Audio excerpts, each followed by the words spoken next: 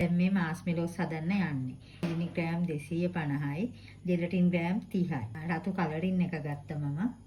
කෝන් flower. දැන් අපි මේ ජෙලටින් ටික වතුර මිලිලීටර් 100ක හොඳට දිය කරගන්නවා. මේ සීනි ග්‍රෑම් 250ට වතුර මිලිලීටර් 150ක් දාලා අපි මේක හොඳට උණු කරගන්නවා.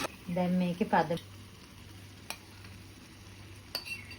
අපි දැන් මේක වෙන භාජනයකට අස් කරමු.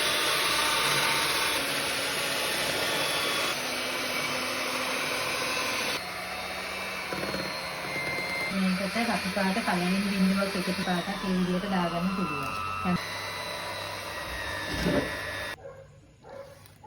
අපි දැන් මේ තැටියකට දාගන්න. ඊට පස්සේ අපි මේක කැඩෙන ගතිය තියෙන නිසා කෝන් ෆ්ලවර්